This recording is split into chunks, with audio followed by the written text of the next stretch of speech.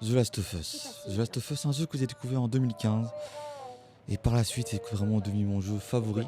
Je me rappelle, j'ai découvert, j'étais en vacances à Bordeaux, à Arès plus précisément, à côté de Bordeaux. Où là, on était des amis à mon père. Et j'ai touché au jeu. Je suis rentré, même pas. Dès que je suis rentré, le lendemain, je suis allé à Micromania, je l'ai acheté. Voilà, je suis tombé amoureux de ce jeu. Malheureusement, je ne l'ai pas découvert à sa sortie sur PS3. Malheureusement, j'aurais bien voulu connaître cette hype autour de ce jeu parce que c'est vraiment mon coup de cœur, mon jeu favori. Ce jeu qui t'entraîne, qui te bouleverse, qui te fait pleurer. Où tu te mets dans la peau de jouer à l'élite, tu les aimes, tu comprends vite que personne n'est vraiment méchant, tout le monde essaie de survivre tant qu'il peut, et voilà. Last of Us, ça commence très dur, attention spoiler, avec la mort de Sarah, et ensuite ça se passe 20 ans après, où là tu découvres Ellie et Tess. Et là, c'est là où l'histoire recommence vraiment. Et vraiment, il y a vraiment des passages vraiment. Ce jeu restera gravé à tout jamais dans mon cœur. Pareil pour le 2. C'est pour cela que je voulais vous mettre le making of du 1. Là, voilà, je voulais vous mettre le making of du 1 parce que le making of du 2 a été annoncé. Donc il sera aussi sur ma chaîne. Du coup, vous aurez le 1 sur ma chaîne. Et vous aurez aussi la partie 2 du DLC. Qui est très important à faire après avoir fait l'histoire principale du 2. Et voilà. Actuellement, je suis en train de refaire le 1 pour la 8e fois sur Twitch. Et vraiment, si vous voulez voir, je suis à la fin, il va faire encore 2 lives dessus. N'hésitez pas à passer. Ma chaîne, c'est dans la description, je suis en mode réaliste. Voilà, c'est la première fois que je le fais en réaliste. Et c'est vraiment un bon challenge. Et je ferai le 2 juste après, la semaine d'après. Et voilà. Sur ce, je vous laisse tout de suite sur le making of, sur ce jeu qui a gagné plus de 200 récompenses. Et voilà. Allez, profitez. Allez, arrête. Ça va. C'est moi. Regarde. C'est moi. Il a essayé. Ça va.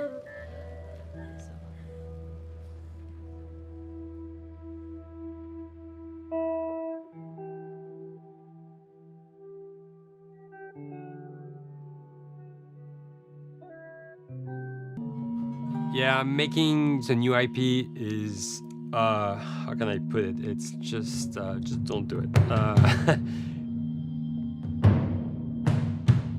It's insane. I mean, it's a very difficult process. You have more questions than you have answers, especially when you come from like, you've been making Uncharted 1 and Uncharted 2, just kind of like, now like things are going, you just kind of like good momentum, and then suddenly that momentum like just drops, it stops.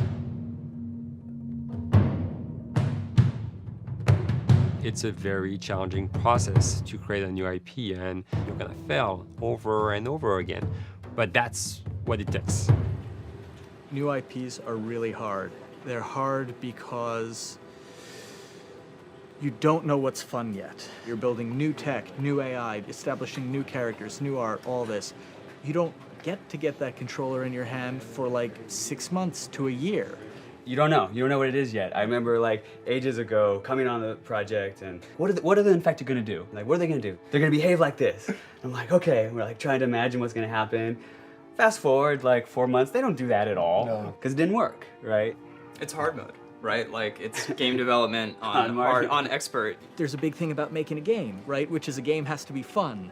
You get your first build where everything's working. You got player mechanics. You can walk around the world. You can shoot. You can melee attack people. You've got the AI in there. They're very intelligent, very difficult, and it's totally not fun because they snuck up behind you and murdered you in a second, and there was no way to figure out what was going on. We're making a game, by the way. Hey, James.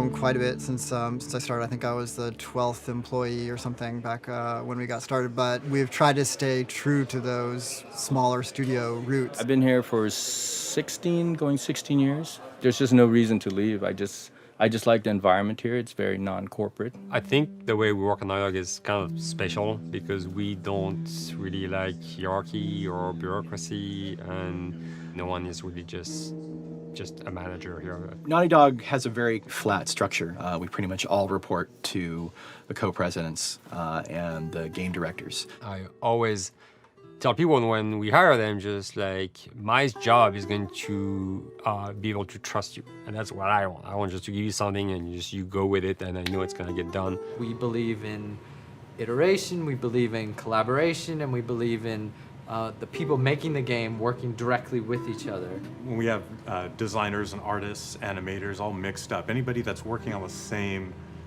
tasks, the same characters, the same areas, put them next to each other so they can communicate a lot better. We don't have a lot of meetings because if you need something to get done, you just walk over and you talk, and then you go back to your desk and you finish it up.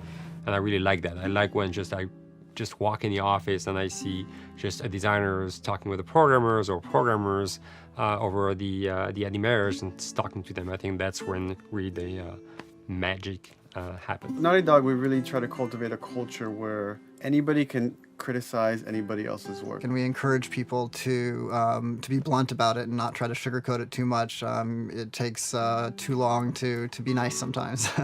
It's not personal. It's based on more like how can we make a better game. We want everybody to have a voice. We want to cut out all the bullshit if we can, making sure that people are making decisions not based on ego, but what is going to benefit the game. When you see that people trust your opinion and that they value it, it's such a great feeling. You really feel like you're working as a team on a collaborative effort. We want to sort of remember where we came from and you know why we were successful then, and try to continue that success now. We make games. That's what we like to do.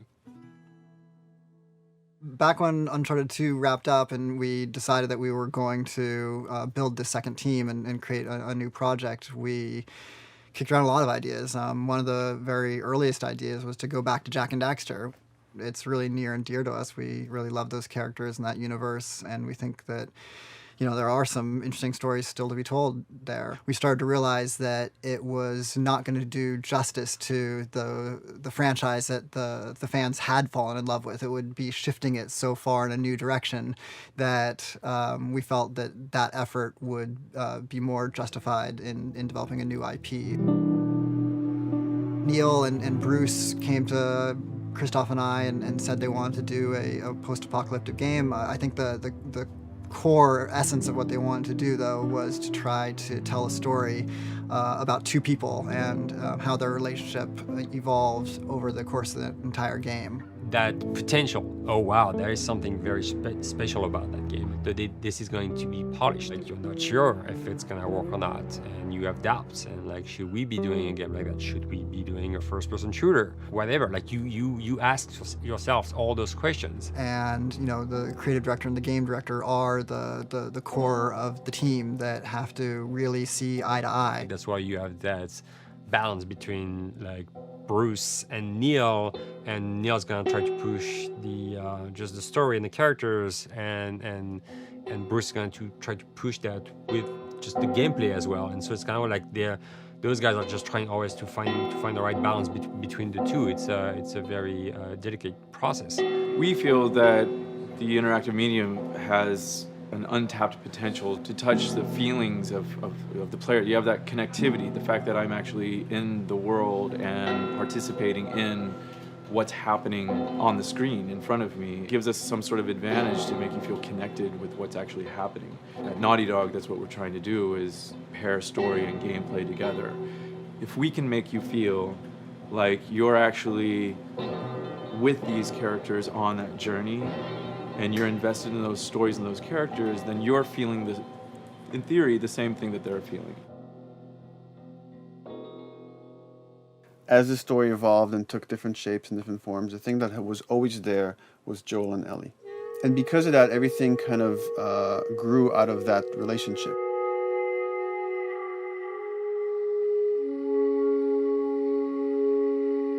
We've seen kind of that role of the anti-hero change, especially over the last 3 to 5 years, to where before it was like, the thick-neck mercenary kind of guy. For this game specifically, for this story, we needed something new.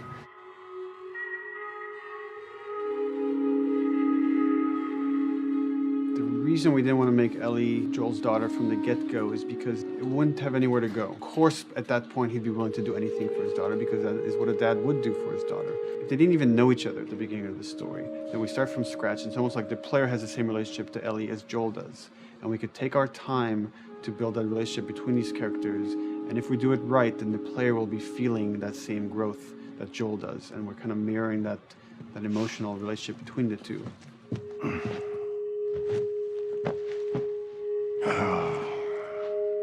What are you doing? Killing time. Well, what am I supposed to do? I am sure you will figure that out.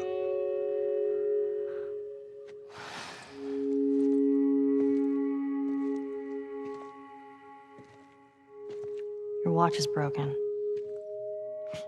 It's exciting that Neil wrote something like this, where he's like, I don't want to make the stereotypical characters. I want to make real people in this crazy situation and these forced to make decisions that are really tough. Like, what would we be like in those situations? I mean, we weren't consciously trying to pick male or female for characters. You just try to pick characters and just be honest with who they are. It almost doesn't matter, right? Joel's daughter could have been Joel's son. Ellie could have been a boy, and Joel might have been Tess. You could have swapped those roles, and I think the story would have still worked. The focus on female strength, it's so unique. You get to see what's so powerful about a woman through all of these female characters, which makes this game wonderful and unique. There's a crew of Fireflies that'll meet you at the Capitol building. That's not exactly close. You're capable. You hand her off, come back, the weapons are yours. Double what Robert sold me. Speaking of which, where are they? Back in our camp. We're not smuggling shit until I see them. I want Joel to watch over her. Whoa, I don't think that's the I'm not best Ellie. idea. him. How do you know them? I do think having a strong female character, especially like Ellie, is so rare in video games. And as a gamer, and more specifically a female gamer, it's frustrating to me because I'll see sort of the stereotypical female character where she's amazingly beautiful and huge boobs, and she's there to be either the love interest or just because they're like, well, we need to throw a chick in here. We've seen the strong woman or we've seen the weak woman. We haven't necessarily seen the empowered woman from this kind of standpoint. And there's that beautiful scene where Joel finds her inside the house and she's reading through this girl's journal going, is this really what they used to worry about? What shirt do I wear and what boy am I gonna go out with? You know, and to be met with those first world problems that we deal with every day and go, how trivial is all of this? I think it's gonna resonate a lot, not just with, a female audience, but with a male audience as well. The thing that was intriguing to me after the fact is knowing that we're kind of creating a female action hero in a way, and this is her origin story with Ellie. To sort of be such a strong female character that is completely normal looking, regular t-shirt and jeans, and she's 14 and she is still a total badass, is really exciting to be a part of that. There's so few non-sexualized women in video games, especially in the main role, that we were kind of proud that we were creating one. It's very complex, and without the players knowing it, she becomes the protagonist by the end of the story. And that's why she's in the front of the box, and that's why we've been promoting the two of them together so much. Who's there? It is a dual protagonist game, and yeah, I guess I get nervous to think about it in that way.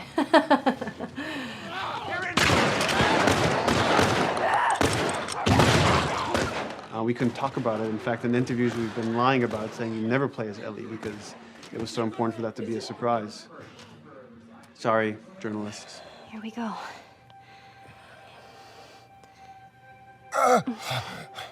Sorry. Hold on. That's it. The tone of the game was set pretty early on that we knew that we wanted to make a really grounded story. We knew that we wanted to make the player feel the sense of tension and dread and go through the same emotional roller coaster that Joel and Ellie are going through. One of the things we kind of struggled with is to say, well, if we want to really ground this world and make it so like realistic, maybe we shouldn't have anything that could be perceived as a monster. Maybe like by just having an infection that just killed people, and it's all about humans and how they deal with this post-apocalyptic society and how different people decide to survive. Maybe that would be enough. And what we realize is because we're making an action game, a lot of the storytelling happens on the joystick. And once we remove the infected, it's like all of a sudden now we can't tell the story through gameplay of what happened to the world. And that's where we kind of went back and kind of brought the infected back in, because it lets you see, once you're fighting them, the threat that people had to deal with that otherwise would just be very cerebral and people could talk about it, but you couldn't necessarily experience it yourself. In a novel that might work, in a game for us, specifically an action game, it didn't work. And from there, when we start kicking around those ideas, and we're just like, what would be cool just to play? The early inception for it really came from a BBC video we saw called Planet Earth, where they were talking about a cordyceps fungus. This cordyceps fungus gets inside of the brain and controls these ants, and mandibles start chomping, they grow up to higher areas, cordyceps fungus sprouts out, and then it germinates. And essentially uses them to spread its infection and take over whole colonies, sometimes wiping them out. As soon as we saw it, we were intrigued by the idea of, what if it jumped to humans?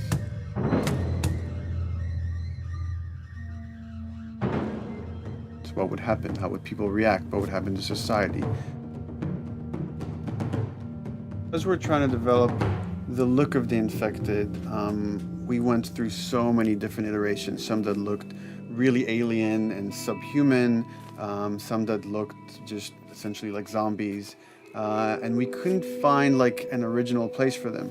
But one of our artists just did this kind of photo mashup where he took a bunch of images of diseases or images of fungal overgrowth, and he kind of mashed it all together and he threw it on this person. It was a very iterative process, making sure that the fungus felt properly integrated, like it was part of the body, growing out of the body. And not just fungus growing on the head, but it's tearing the face apart, cleft down the middle, this gaping maw of a mouth with the crooked teeth. And it's in great agony as its humanity and its brain is still somewhat functioning. Maybe you still have some human cognitive abilities or thought process back here. This isn't some decaying corpse on the ground. This is a living thing that's going to be coming after you in the world. The fungus is always the focal point. So you can see from a distance, oh, this guy's infected. I can tell straight away. In fungus, they have these beautiful saturated colors, and we really like that conscious of this something so horrific that it's going to like stop at nothing. It's relentless force of death, and yet elements of it are beautiful. It's not just about gore.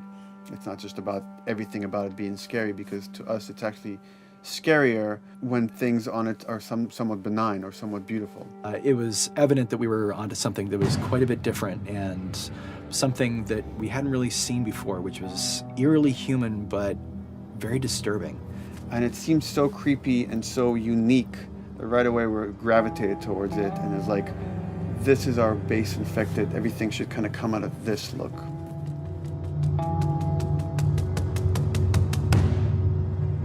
So once we had this idea of the face-splitting kind of look that eventually became what we called the clicker stage. We went to great lengths to create a full biological cycle for these things. So in the early stages, you don't actually see too many signs of the fungus surfacing out of the skin. It's kind of underneath it, like people have lumps starting to show. The eyes will be kind of cloudy or lopsided because the fungus kind of originates inside the head. That moves into the next phase, which is the clicking phase. And if they mess with the eyes, we end up saying, well, how do they get around? Oh, echolocation.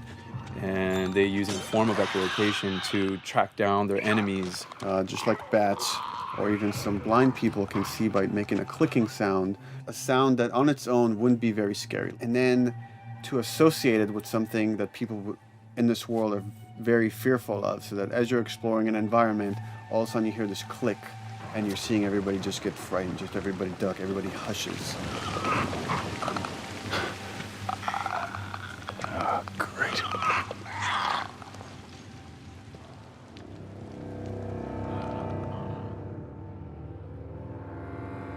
The bloater is the most severe of the stages. So large pieces of the body has been replaced by these kind of fungal plates. The fungus completely takes over the body and blooms. They're kind of covered in things that have been growing on them. Things like moss and like little life on life kind of. What the fuck is that?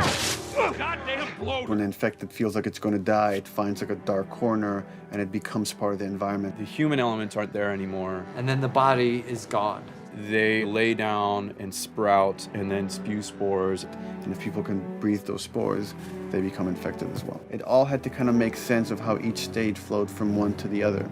And that's hopefully how we've created a world that you can kind of look through it and understand the science behind it and say, I could buy this, I could get into this.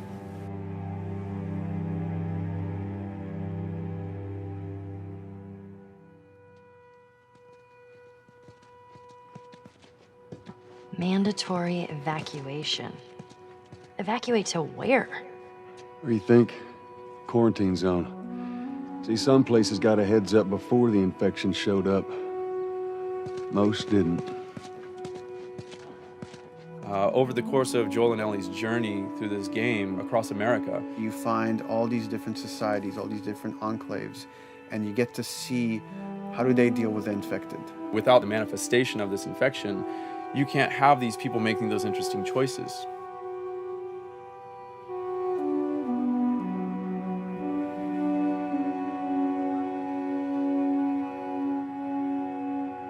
The world we decided was actually its own character, really grounded with a lot of texture. What happens, after 20 years of the fall of man, when no one's taking care of anything. This book called The World Without Us describes in detail how much fighting on a day-to-day basis we have to do to keep nature back.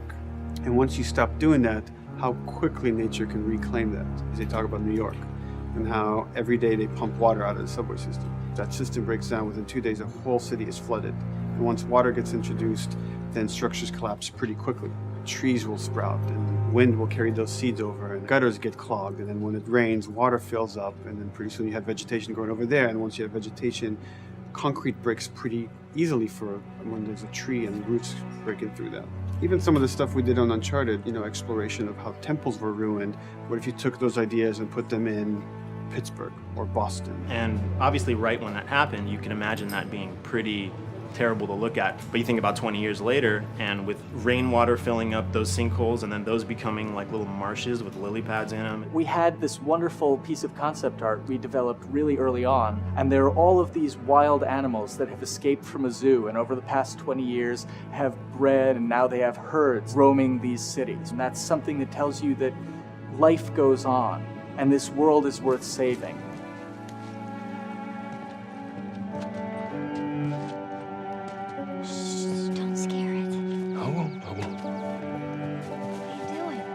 There's something really pretty about nature reclaiming its domain once we are gone. So fucking cool. We have another level of OCD of the logic goes into some of these environments.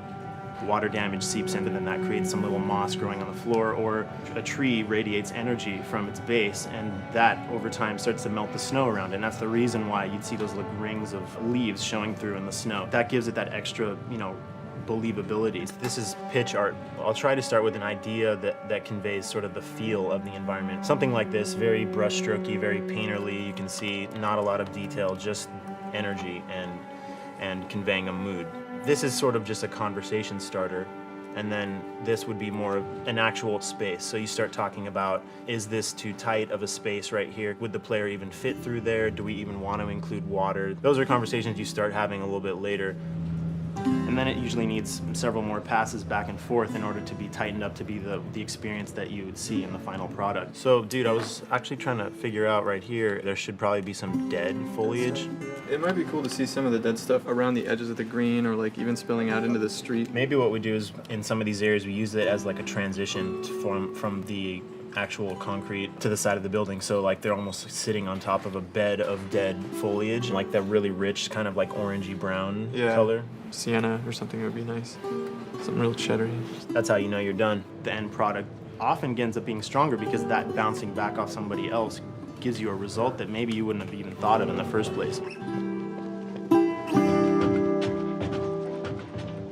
All right, here's the bridge. That's our way out of here.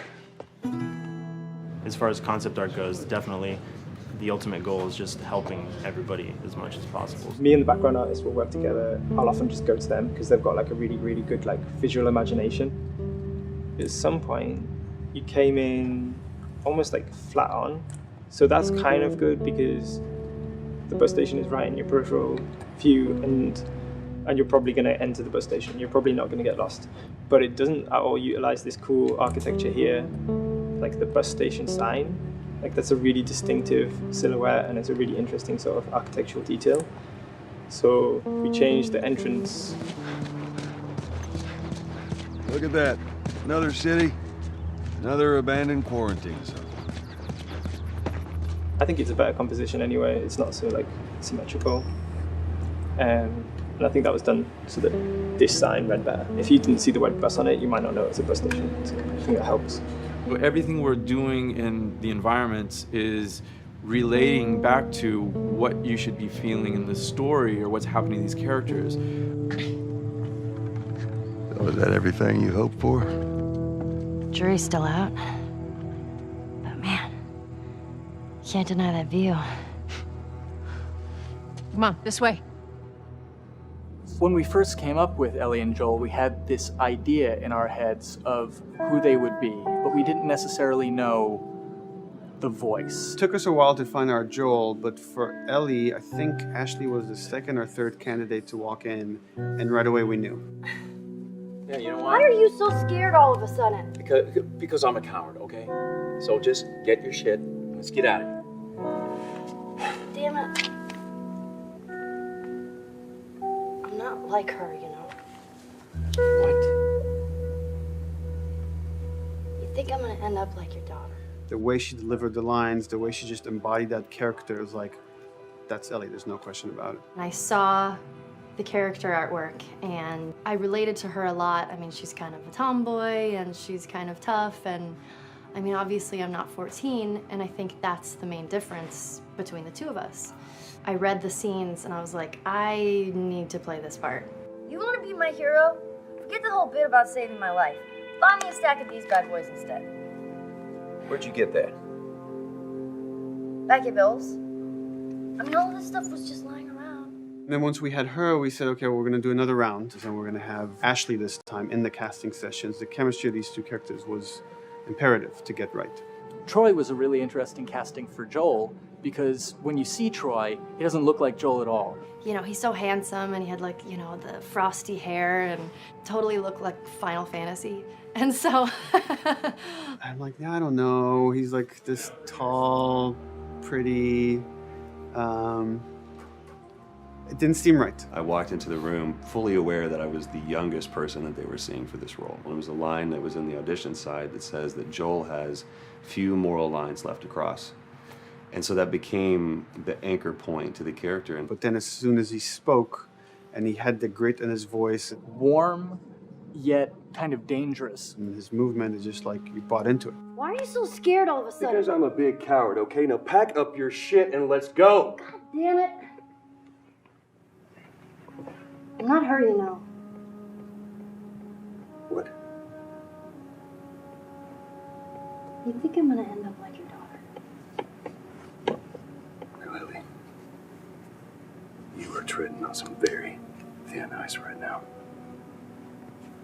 It was Ellie and Joel. after he read, it was just like, that was it.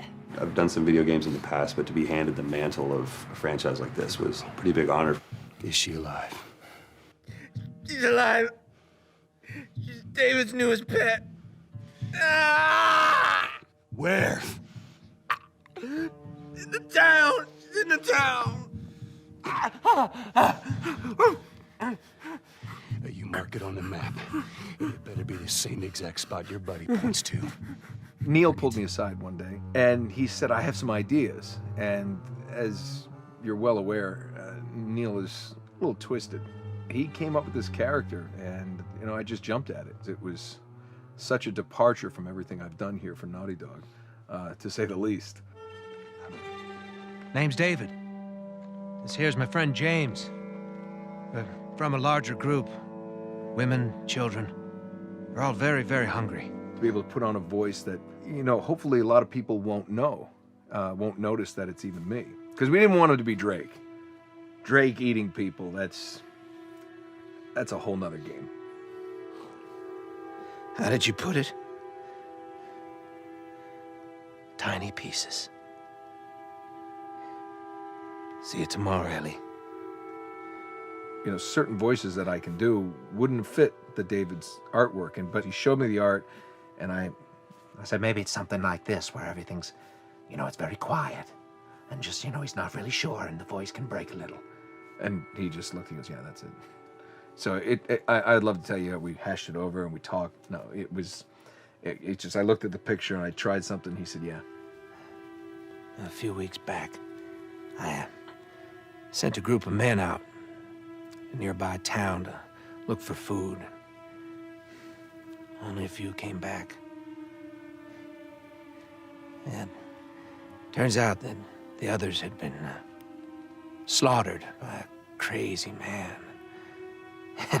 And get this, he was with a little girl. You see, everything happens for a reason. Claire. Ashley, she brought humor to it. She just has some really great comedic timing. The way she reacts to the things around the world with a little bit of sarcasm, that teen kind of like trying to get a rise out of you. Now watch your step as you're going out, because it's going to be a little... It just brought a certain levity to the story that the story needed. You didn't even realize it needed it until she started doing some of that stuff. Oh, I'm sure your friend will be missing this tonight. Mm-hmm. It's light on the reading, but it's got some interesting photos. Now, Ellie, that ain't for kids. Whoa! How the hell would he even walk around with that thing? Get rid of that. Well, hold your horses. I want to see what all the fuss is about. Oh, why are these all stuck together? I'm just fucking with you. Bye-bye, dude. Throughout the course of shooting over these past couple of years, Ellie and I have kind of morphed into each other, which I know sounds so cheesy. Neil always asks, he's like, well, what would you do in this situation? I think the most important thing that Ashley brought is a sense of capability to Ellie's character that wasn't there in the beginning. The very first thing we shot involved her being pulled out of a car and attacked, and Joel is supposed to go save her. It was written that Ellie sort of was just kind of watching on the side, just waiting till he was done, and I was a little frustrated because I was like, well, if this were real life, I would do something. We did a couple takes, and at some point she walked up to me and she said, I feel like I'd hit him. So we added in a part, like, you know, right there off the bat, she's not just this damsel in distress. Right there, she wanted to fight back from her very first day of shooting. We didn't have it right initially. She needs to be more capable than initially we thought she would be, and actually that made us go back and rethink combat and rethink a lot of the areas in the game, and now she was going to take a much more active part.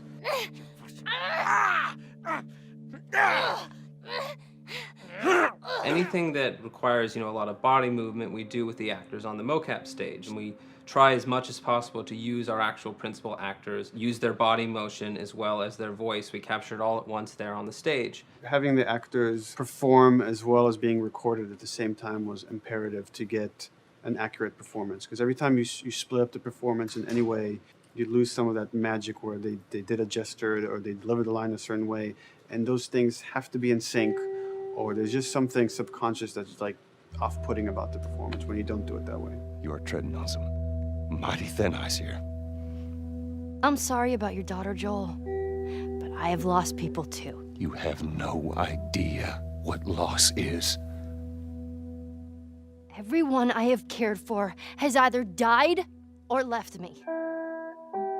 Everyone fucking except for you. So don't tell me that I would be safer with someone else, because the truth is I would just be more scared.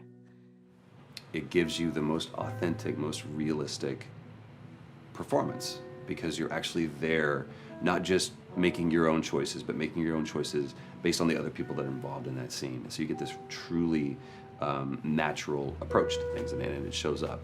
It's like theater in the round. You can do anything from any angle, and the smallest, most subtle thing we'll be able to pick up. There's no place to hide. So you have to be as prepared as possible because you have no idea which moments they're going to use. There are these little improv moments and, you know, little nuances that you get that probably isn't scripted, that just comes out of play, you know, while they're performing. That mistake that is just blossomed into a really good idea. Did we improv on The Last of Us? Yes. Yes, we did. Doing this was a whole lot like being 5 playing in the backyard with a stick, you know, and this is my machine gun, and, you know, and a pine cone is my hand grenade. It's all your imagination.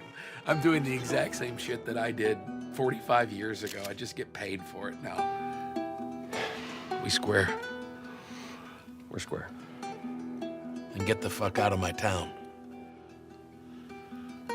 I don't do a lot of voiceover work, so for me, it was nice to be able to work off of your other actors. I can't imagine it working any other way. I'd never done mocap before. I didn't know what to expect. The suits were crazy. Yeah, the suit gave me wedgies. Like, deep wedgies that I had to pick out with my middle finger. Too much information. Just how damn sexy I look in a motion capture suit. I look like 10-pound of sausage in a 5-pound casing in that thing, man. Once you get past the fact that like everybody else and you look like weird clown people with these little dots and stuff, once you like give over to that, it really was pretty easy to make it just feel like you're in the moment and in the scene. Everyone that was on this is a slam dunk. This isn't just another gig to them. And that creates a really cool energy for people to really start experimenting and playing jazz. Floor is yours. And action.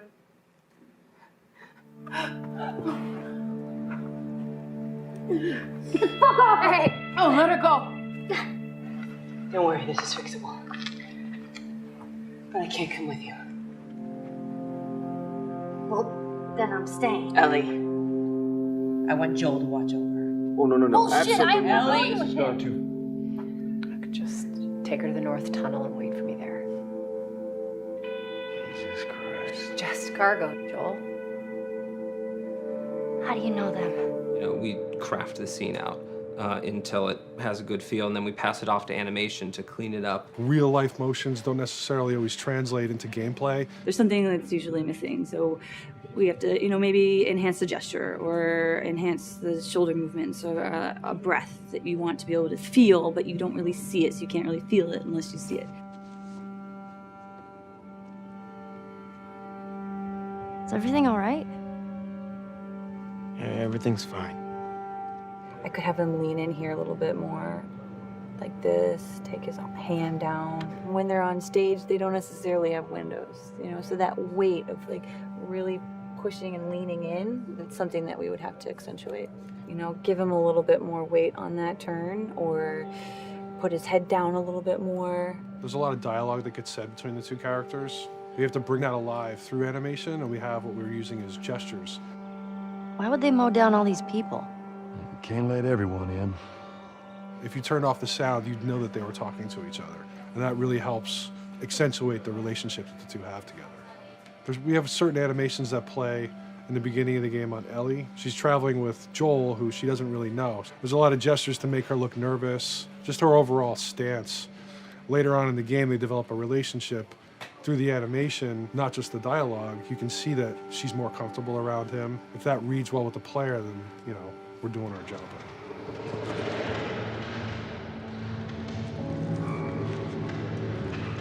We want her to look scared. When she gets a gun, we want her to look scared of the gun. So if she's gonna aim, she wouldn't be like super trained aim. She would be more like some scared. But at the same time, it needs to look cool and feel cool to the player that plays. It's really just these little tiny details that we're doing, and it's coming across. It's working out well.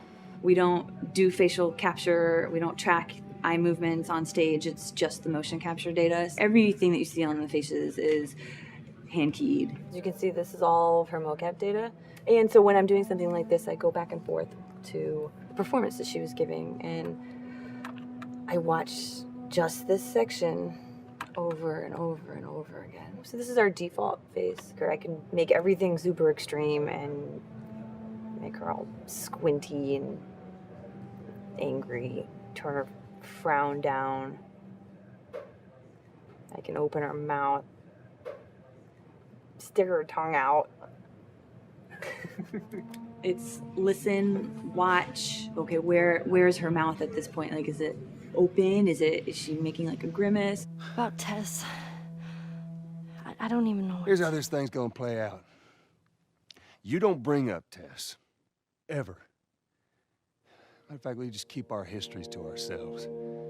We shoot all of it to just get the body motion, and then we'll do a second pass with the cameras. The scene's playing back on an overhead projector, but it's also playing back on a monitor that's attached to my rig. Sean and I would go to the stage and motion capture the camera filming the scene, and so he would get a whole wide shot, a whole close-up for the whole scene. You know, you can change your lenses, you can use your standard 35, 85, 50s, whatever, all that sort of live action camera cinematography, you can apply it on stage.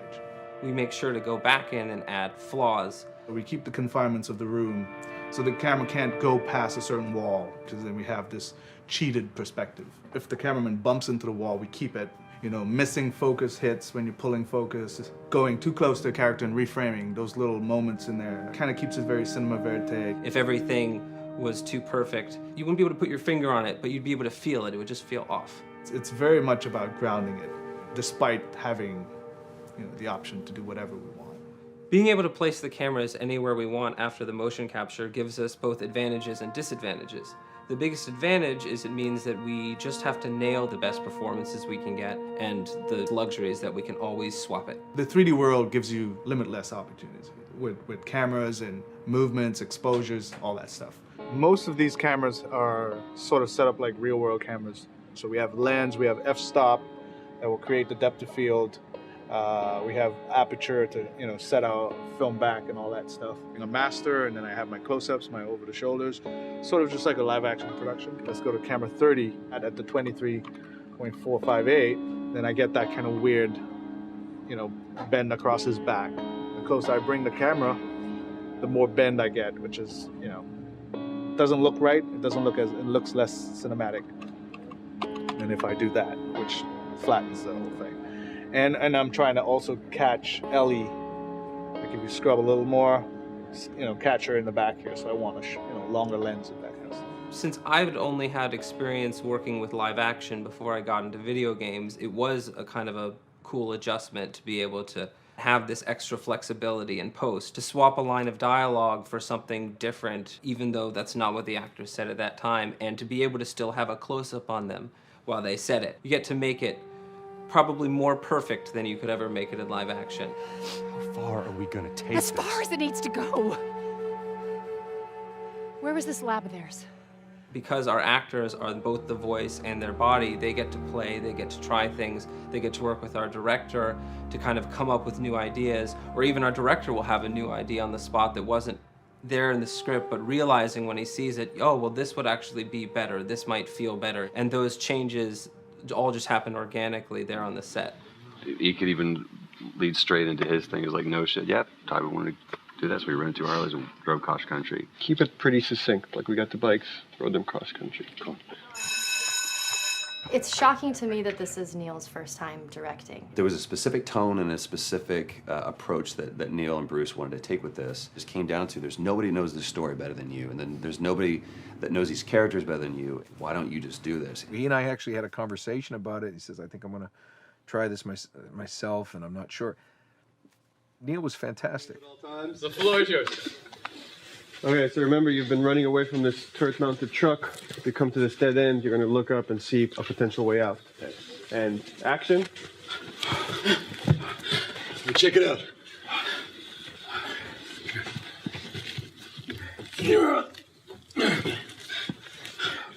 I mean, his writing is honest, and it's dangerous, and it's natural. And I love his economy of words. He doesn't hit everything on the nose, so it leaves it open for you to interpret and bring some nuances and things like that. The entire process is collaborative, but really it's led by Neil's willingness to change and flow and decide something doesn't work, you know, fix it right there in the moment. And it is is something that's very foreign to the way that TV and film is done now, where everything has been micromanaged by the time you get it to the table read, and no one wants you to change anything, and everything's very precious and has been rewritten with notes from 20 people in suits, and you can't do that just anywhere in entertainment these days. Yeah, I want to make sure. I think I swung too far over to this way, and now it's a little bit of making jokes about it, and I need to bring it back to center a little bit. There's one scene in the game where we see Joel not as a ruthless survivor, but as a father. I knew from the very beginning that he was going to lose his daughter, and I just told Neil, I was like, when that day comes for us to shoot that, I need a heads up. About a week before, he said, it's time, we're going to do that scene. I was like, okay, because I knew that I was going to have to go to this place that you don't really want to go to as an actor. You want to find some aspect of reality that you can empathetically draw from, you know? Troy and I were both kind of just like walking around for a while and just kind of getting into the zone, and well, my grandpa died when I was 8. He was like my dad, and so that's always what I use to get into that place. You know, I started recalling all those memories and starting pulling up all those feelings, and they're just right underneath the surface. When I walked back in, everyone realized that something was different. They kind of like calmed down, you know. You could feel the energy just like drop a little bit more. It was brutal. I lose my shit. I mean, just completely break down. Please don't do this, please, God, no. Oh, God, no!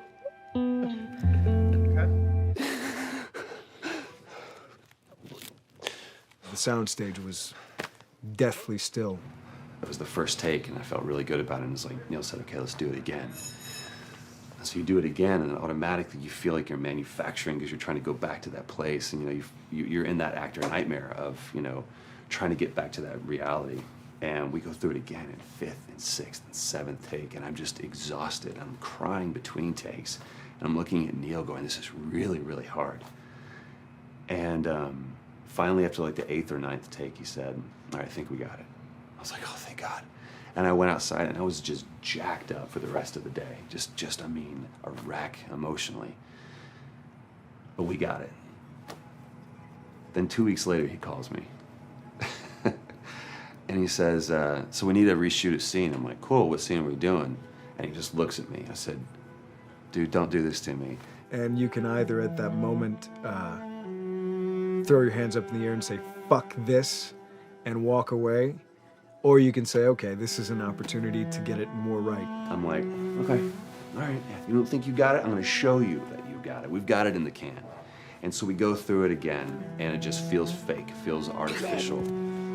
And Neil goes, go through it again. We start doing it again. And I'm getting madder and madder with each take. And finally, about the 4th take, Neil comes over to me, and I love him so much. He goes, so I'm picking up on some resistance. I was like, you're damn right you're picking up on some resistance. We've got this in the can already, and we're just wasting our time, and we're wasting all this effort and energy. And then he started talking me through the scene. And he was like, what I need you to do is I need you to just strip yourself of all these ideas, and I need you to hit this beat, and this beat, and this beat, and this beat, which just makes it sound so mechanical, and it's such an emotional scene. So we start going through it, and literally I am mindlessly doing these things at this point. Okay? I know it hurts, baby. I know. So I'm gonna lift you up. I'm gonna get you over here. Come on, baby. Come on, work with me, please. God, baby. Sarah. Sarah! Don't do this to me, baby. Don't do this to me, baby. Come on. And he stops, he goes, now we got it. And I realized that the reason why I wanted that first take to work was because I wanted everyone to look at me and go, wow, what an actor. And that's not what the scene needed. Those moments where you just have to sort of calm your ego down and just go back and do your work. That scene actually works, not because of me, but in spite of me. And that really is the marker and definition of working with a truly good director. There are many like it, but this one is yours. Why don't you have a seat?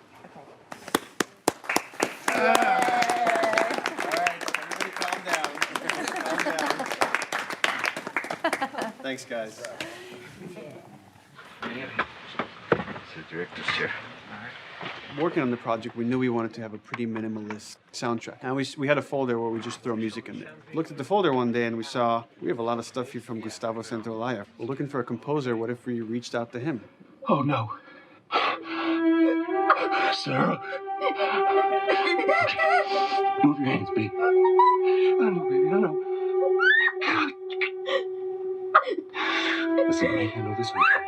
You're gonna be okay, baby. Stay with me. I want to pick you up. I know, baby, I know it hurts. Come on, baby, please. I know, baby, I know. Sarah. Baby.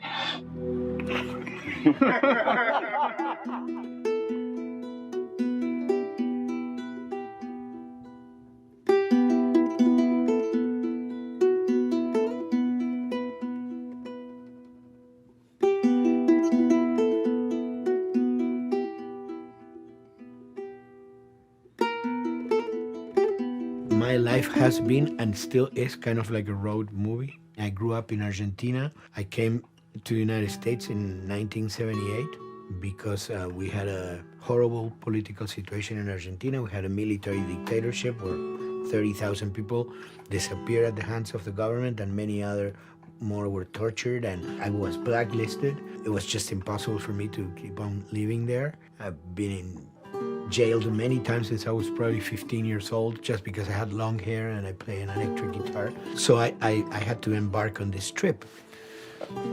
I can relate to that kind of need of movement and going to the next place and the next place and the next step.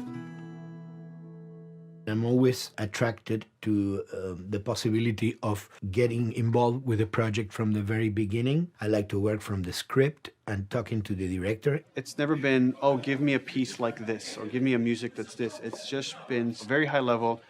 Here's what the story's about. Here are the themes. Go write some stuff. Since I don't know how to really read or write music, the way I produce music is actually recording it. So I like to come early in the projects, and I did in The Last of Us.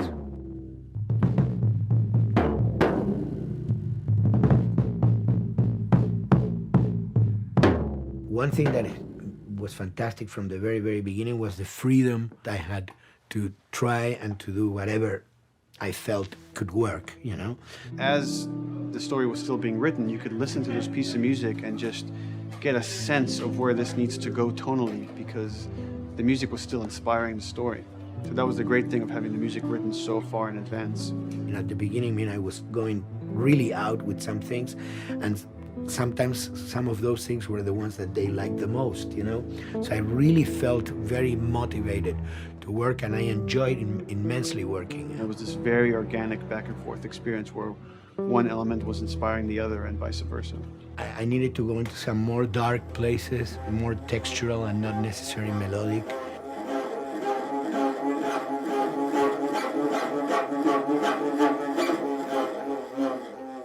I'm always trying to sort of push myself into playing instruments that I don't know how to play. There's an element of danger and innocence. Lennon once said, you know, give me a tuba and I will be able to do something. I'm an artist. I should be able to do something. I like to put myself in that situation.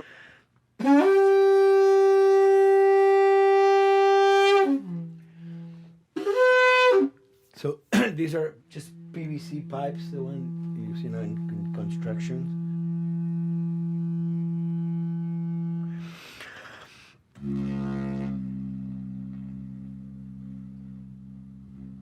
Or instruments that I know, kind of twist them. From the concept of the prepared piano, you know, I mean, I've worked with prepared guitar to stick things into the guitar and things like that. And also in The Last of Us in particular, I work with a detuned guitar. So I really tune the guitar extremely low. And the result is, you know, strings that are very loose and will produce not only sound, but produce noise. Because I believe, you know, every environment has its own sound. We have in our, you know, small studio, we have actually the possibility to record almost anywhere, including the bathroom, and we have done some fabulous recording, especially in the kitchen. When you score to picture, which is something that I don't do, then you know what you're gonna expect. But when you provide people with music, like I've done in all the films that I've done, and then you see it, how the director decided to use that, you know, in what particular way he uses it or where they edit it. It's always fascinating to me. I watch a scene and I'm going, you know, it's fantastic how they use this piece. I would have never, of all the music that I've done, probably I would have never used this piece there, but it works, you know, great. So I like that feeling of collaboration.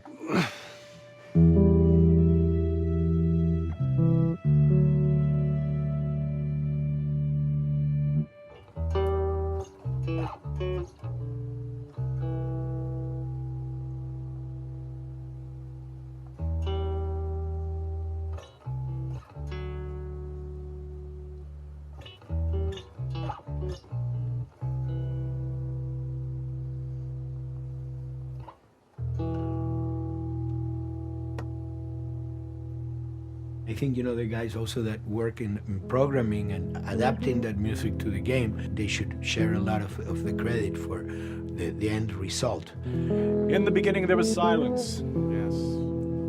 Then they hired sound designers. Then they regretted that decision.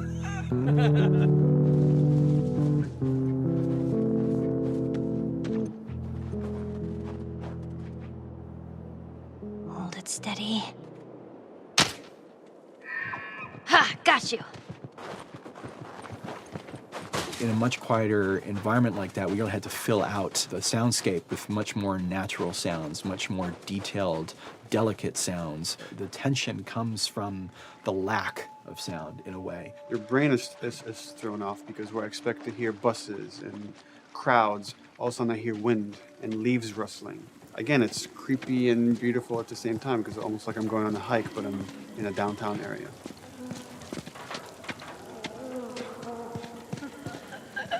Get up over this truck. Let's see what we can find. To Neil, I mean, we were going through the iterations, so he just did not want, like, yells and screeches and what he called, like, you know, kind of witchy qualities, Right. the cackling witch. He didn't want anything like that. It was a little bit of a head scratcher to figure out, okay, how do we make it sound human but not human? Yeah. We really did not want to use any animals. We wanted these all to be human.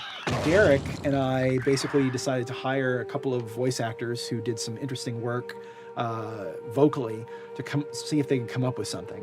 And we worked with this girl, Misty Lee. She started giving us these really great screeches. And that's no process. Yeah, that's just her voice. And it started going into this little click. We also used a little bit of Phil's voice.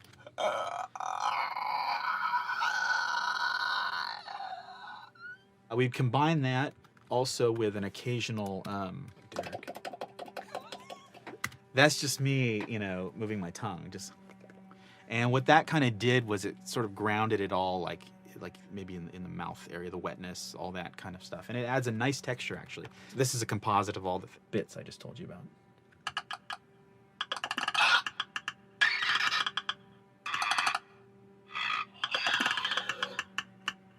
Sounds like a Snapple bottle. Oh, the lid? Like the lid, yeah. Hey, that's a good idea. Fuck, where were you guys like months ago? Why did we think of that? Why did we think of that?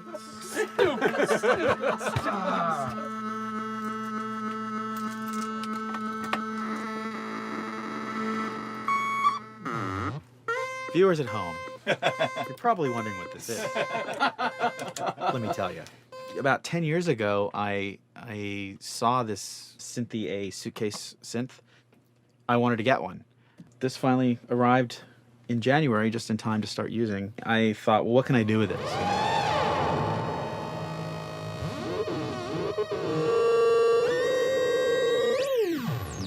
In Lakeside, there's a whiteout that happens, and this thing has a noise generator, which gives really convincing wind sound.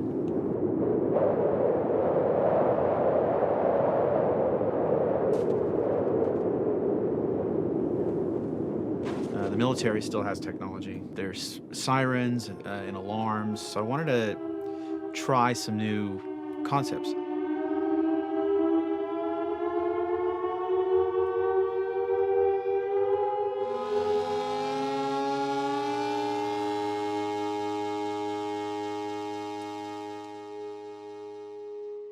Man, What? nothing. It's just... I've never seen anything like this, that's all. You mean the woods? Yeah. Never walked through the woods. It's kind of cool.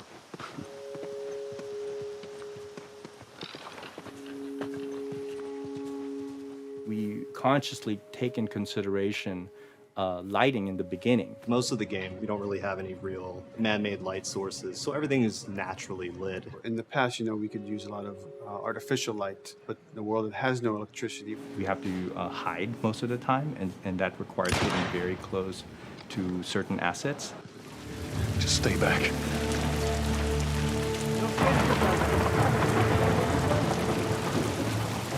Otherwise, can't. Detail's expensive, and if you build up too much of it, you end up running into technical problems, right? Your engine slows down. When the frame rate goes down, everyone can bring up the profiling tools and see which parts of the frame actually cause the drop of the frame rate. This is the profiling tool. These are all the SPUs. Here's the GPU, and then here's the PPU. You can see, like, here's the main process, and here's all the sub-processes, and you can see, tells you, like, how many milliseconds and cycles it's taking. The programmers are whiz at modifying this stuff and realizing, oh my God, why is this thing so big? We're taking 10 milliseconds on this thing. And then that's when they come over and find somebody and hit them over the head with a club and be like, why are you doing this? I love, we put the 30 frames per second goal because that's what we shoot for. Someone nicely put the 60 frames per second goal. It's like, yeah, we're not gonna hit that. Lighters usually can come up with different lighting setup that still looks great, but is less costly in terms of performance. Did you talk to the character artist about her hand? So her face is getting a lot of spec, but then her arm is just like bone dry. You think something we can tweak in shader? We'll have to send back to character team Michael to take a look. I can play with the lights and see if that's creates more like spec. Yeah. I've never ever focused so much on lighting and how much sensitivity there is to that here. One of the first lighting scenarios I had to do was like 7 a.m. like overcast. And I'd like wake up early and like take photos with my phone. What color are the shadows, what color is the light? It is a master's course unto itself of how to deal with ambient lighting because I've never had to use it so much. Man, this is kind of sad. What is? All this music that's just sitting here. No one's around to listen to it. I don't know, it doesn't seem right. All the characters cast soft shadows onto the environment. Even when there is no direct sunlight or no direct light sources, we still have nice fuzzy shadows. When you're walking down the hallway and you see your soft shadow goes along with you projecting on the wall on the environment, that make everything look real.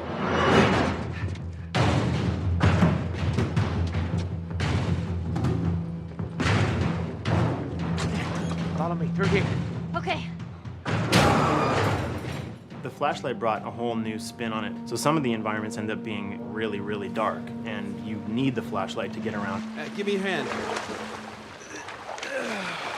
We want to have the environment be really dark, but also at the same time have colorful surfaces that are sort of hidden, so when a flashlight hits one of those, it bounces off onto the ceiling. If you shine a line on a red wall, it will bounce the red lighting on the whole environment. And it's very difficult to do, very expensive, but we did it. Everything should have a bounce lighting. Otherwise, the world is gonna feel dry and unrealistic.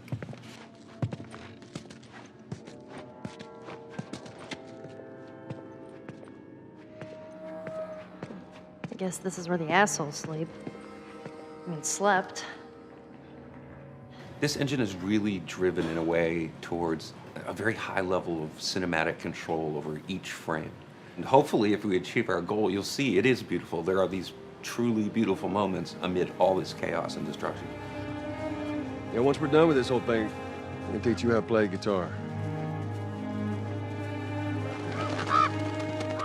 What do you say, huh? Ellie, come on.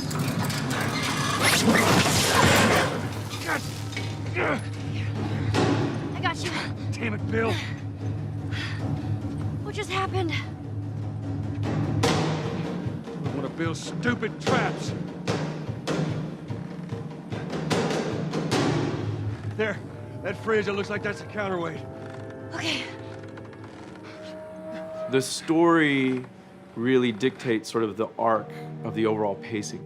Storytelling would always want to be subtle. They would always want to keep the world grounded in reality. But gameplay has requirements where the player needs to see this thing. The player needs to immediately know that the enemy is attacking, that this room is dangerous, that this room is a puzzle that you have to solve. What are the things that we can do on the joystick to make you feel the same way that these characters are going to feel when we get to this next pinch point in the story? There's a turn in a scene that we need these characters to take, and we need you to feel it or understand that, and that means you have to play it. Sam! Oh, thank God. Keep running. Doorway, over there. Run!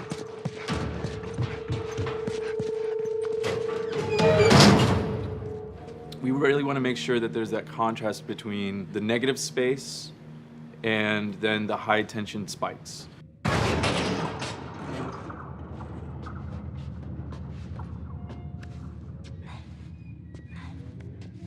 A lot of times we won't play music, or we'll play very minimal music just to let you know kind of the state, whether you're still in stealth or combat has broken out. Hearing someone's footsteps or hearing a person breathing on the other side of the door has so much tension to it. You hear that? Shh, quiet. You feel the tension of the world, make you question whether you want to engage with these guys or kind of try to stealth around them. That's another reason why we don't have traditional cover in the game. You smoothly move around everything, contextualizing with the environment, but you're never locked down. We want the player to, with that crafting system, with the scavenging system, with all of the abilities available to them, to constantly be moving around and changing as the moment arises. Gameplay is all about, I have a limited set of tools, and how am I going to use those tools and those limitations to overcome this obstacle in front of me. And that obstacle might be infected, might be another class of humans that wants to kill me for a bottle of alcohol in my shoes.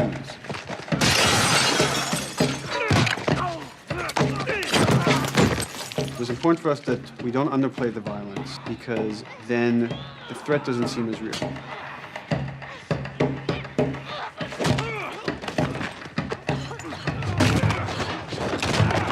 We see video games as this incredible medium to tell stories. We want to treat it as equals to books or comics or TV or movies. This is subject matter that would not be considered out of the ordinary to tell in one of those other forms of entertainment. Fucking hunters. See, this could have been us. We wanted you to buy just the desperation of these people and why they're behaving this way, because it's so brutal. And at the same time, we didn't want to make it so over the top, stylizing it, so then it doesn't become as real. It was important for us actually to hit that middle ground where it's kind of disturbing. That glint that's happening on that curvature, it'd be good if there was a way that we can guarantee that from this angle, we're seeing it. It seems but really it's flat. overall too bright and opaque. Yeah, looks like paint. Yeah, see, the blood on the ground works really well. It's something about the other shader is messed up in this environment. We got to fix that to unify the look. Shouldn't make you giggle or laugh or any of that. You should be kind of appalled by what you have to do, but you understand why you're doing it.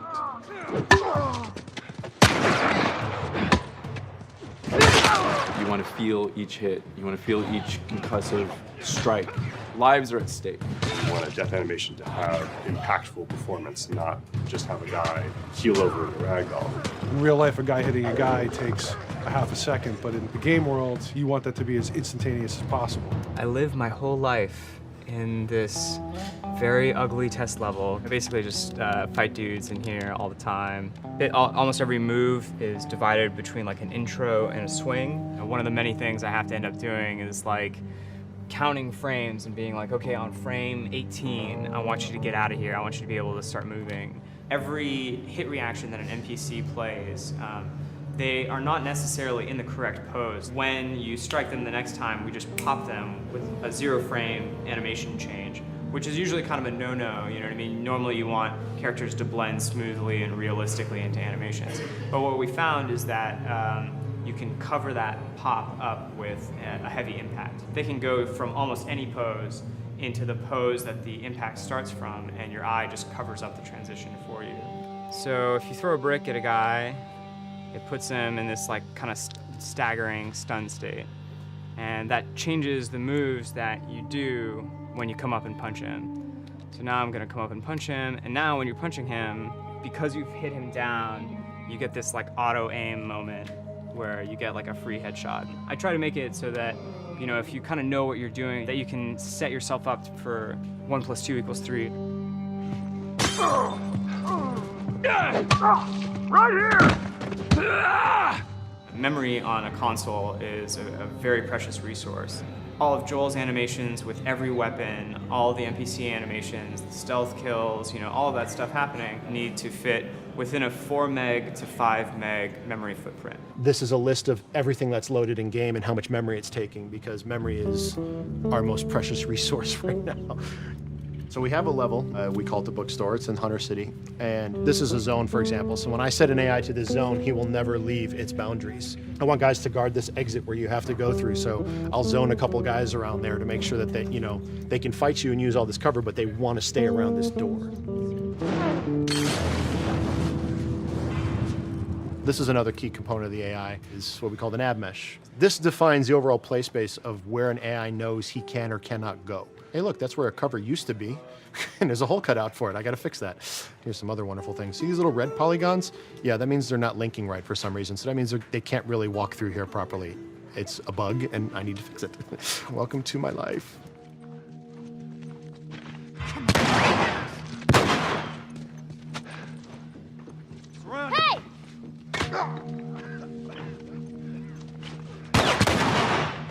If you look at a lot of games, NPCs are usually only alive for, you know, a few seconds before the player ends up shooting them and then they're dead. We want our guys to be much more dangerous and much more threatening, which means they have to be alive for longer. They need to exist in the world for longer, which means you as the player can witness them acting out their behaviors for longer.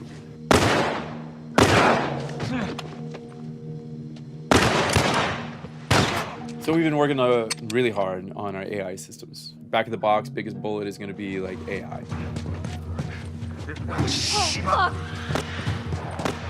So we tried a number of different prototypes with the buddies, including having Ellie be super independent of you. She would try to flank the enemies, get behind them, or get between you and them. And a lot of times those decisions should surprise you, just like a real person, a real character would surprise you. And we discovered after many different prototypes, the best thing for her to do generally is to stay very near you.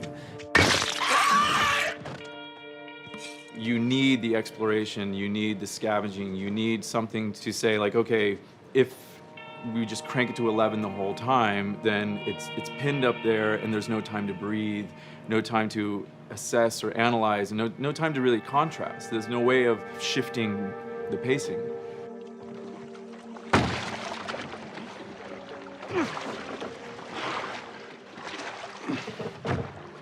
Puzzles are really weird, especially like Naughty Dog puzzles. I think they're very simple and satisfying. Most of this puzzle is strict exploration. You can see the ladder here, you can see the pallet there, you can see a clear route up to the ladder. So you're like, okay, maybe you have to get Ellie to the pallet, push the pallet over to this side, and like Ellie will climb up and lower the ladder. So that whole part is like, that's not a puzzle, that's not regarded as a puzzle, but when you feel like you've got to the solution and you're like, okay, I'm going to climb this ladder, and you climb it, and it breaks off, hopefully then the player will feel a little bit stumped and they'll be like, I'm not really sure what I am meant to do now, and so this is where the puzzle starts. Hopefully at this point, like all of the elements that the player needs to solve the puzzle are very familiar to them because they've been through the previous exploration beats. They're improvising with elements that are at their disposal. That's a really sort of like strong theme throughout like The Last of Us. So, like you're a survivor, you'll take whatever tools you're given and you'll use them in like creative ways to survive.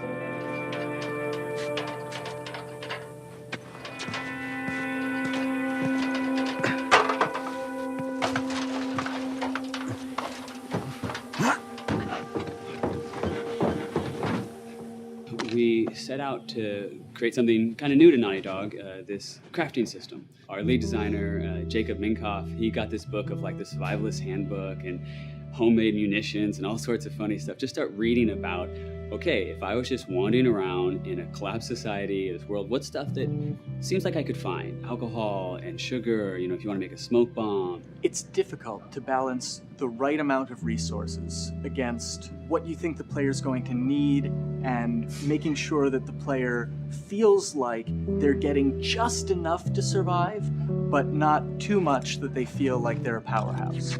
We wanted you to be forced to make some choices in the world that showed how depleted the resources were. So if there's a particular point in the story where the characters are having a particularly difficult time surviving, then we want you as the player to be finding fewer items, farther apart, harder to survive.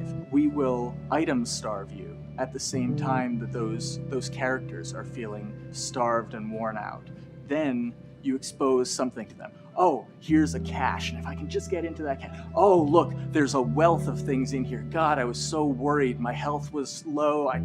If I had run into a combat, because it's always that thing in your head, it's that Hitchcockian thing about the danger that you see is less meaningful than the danger that's in your head.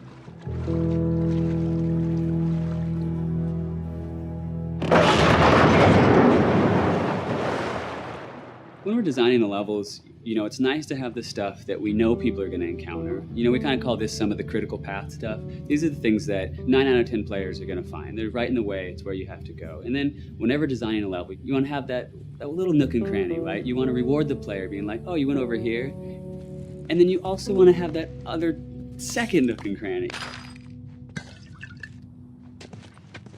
The player is supposed to go place a ladder here and climb up through the rest of the hotel.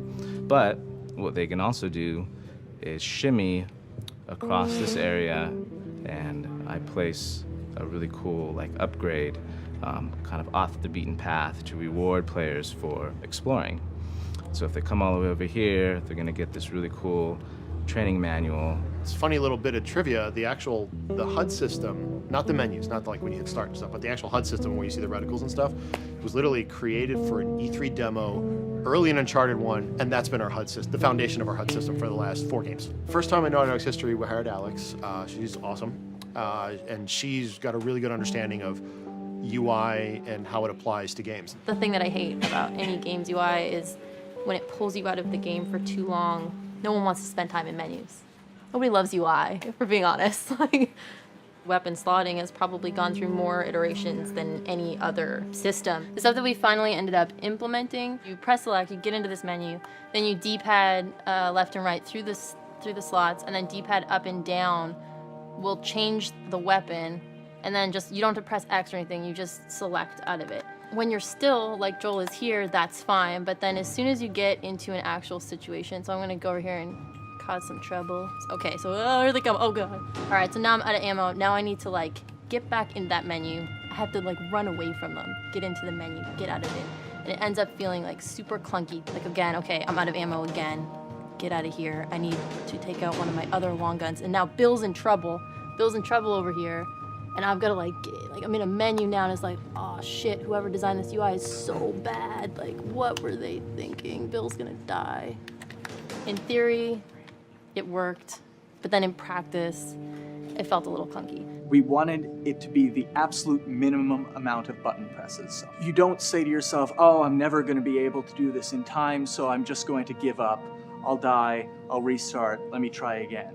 You wanna always make the player feel that there is a way to survive. They can just do this fast enough. And like what's gonna go in now, if you just left, right, D-pad through this stuff, you swap out your guns, like between long gun and short gun. If you're now on this gun and you were to hold X to pick your gun. So it all happens within the same system that you're using to slot the weapons. The first iteration that I did on that was awful. It just took way too long to get in. It was just a mess. QA was so upset at me like all the time. I'm sure they hate me now because of that system.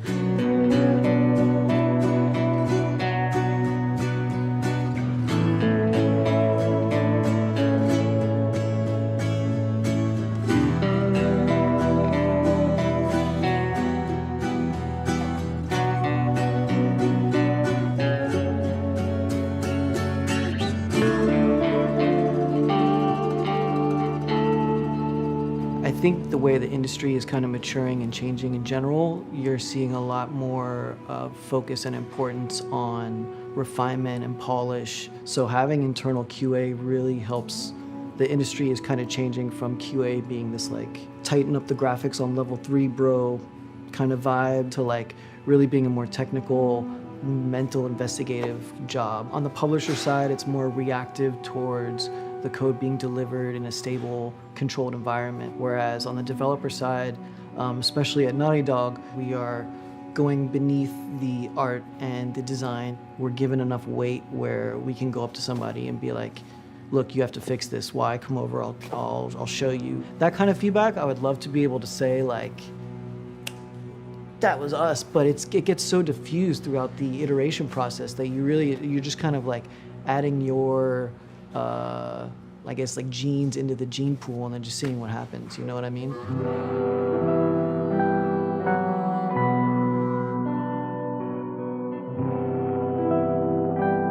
Everyone's working all the time now.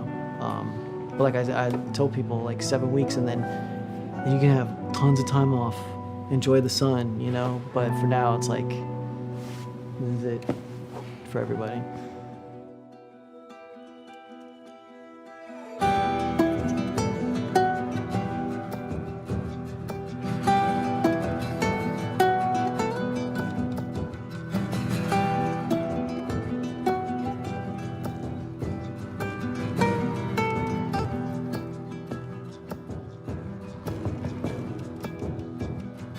Crunching is part of making games.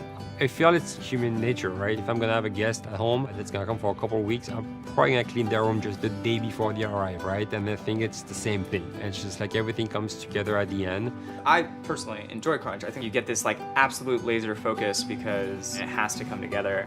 There's a camaraderie that also comes There's a camaraderie, totally, yeah. The vibe is everywhere, you know what I mean? Everyone's kind of like giving it 150% at this point. We're getting there, right? You start to get these glimmers, and I don't think anyone who doesn't make games realizes how late in the process you get those glimmers. 1 week before we shipped that press demo, we're all like, this kind of sucks. What's going on here? It's like, we need to dig down and find this. And in 1 week, like 1 week, the fun came together. Like you're shooting at a guy and then somebody flanks you and you hit him and you avoid the other guy who's shooting you and then you flank and go behind cover and you're like, oh, that 5 seconds in that 15-hour game was really, really fun. How do we make that 5 seconds happen thousands more times? My favorite video game is making video games. It is as challenging and as complex and as interesting. If we had to like try all the things that didn't work, what's hard about crunch? It's like marching through that swamp of it not working. I mean, nothing's ever really final because you can always make something better, always. So we're constantly changing and constantly reiterating and trying to make it better and better and better pretty much until we ship. As an artist, you're never really happy with your work. You could be given like 100 years to work on something. You'll still find things to nitpick and things to fix. Yeah, you can work on the game for 10 years and you'll still be crunching at the end. So it's like, okay. All of a sudden, it's like getting ready one morning in the shower, and I was just like, oh yeah, I'm about to ship another title, and this is gonna be a really good title, and it gets you excited, and you're like, all right. Do I think the game's gonna be good? Yeah, it's gonna be awesome. I think it was good a little while ago, and now we're gonna make it extra kind of good. amazing. Yeah. What it will take to get there in these next 5 weeks, it's gonna be a lot. I'm excited. I have faith. Every time we're shipping a game, it's terrifying. You just hope for the best. You don't know, right? I mean, people have different opinions. We have to go with our guts, and I trust the team just to pull it off. This, hands down, is the hardest, most challenging thing I've ever done. We sweat a lot, and we worked a lot, and we all went home tired, you know? But I think that's you're gonna see that on the screen. I think that's gonna pay off. Ellie? Ellie? What? The ladder. Come on. Right. After David, Ellie's visibly distant. You could have done a cutscene to show, hey, you're being very distant, and she's not responding, but to also do that in gameplay to where it's something that you've done just countless times throughout the game with, let me boost you up here, get the ladder, bring it down so we can do this systemic thing. And the character responds with that, and you have to actually go over to her and go, hey, come on, the ladder, we've done this, let's do this. It's a subtle choice. Like Bruce and I talked in the beginning, is like we have these mechanics, how can we exploit them in a narrative sense? And that's one of those opportunities. I just think it's incredible that that happens in-game. It's not a cinematic, you know. It's something that adds weight to that controller when they're playing. Wow, so good! Let's go eat. Let's go eat.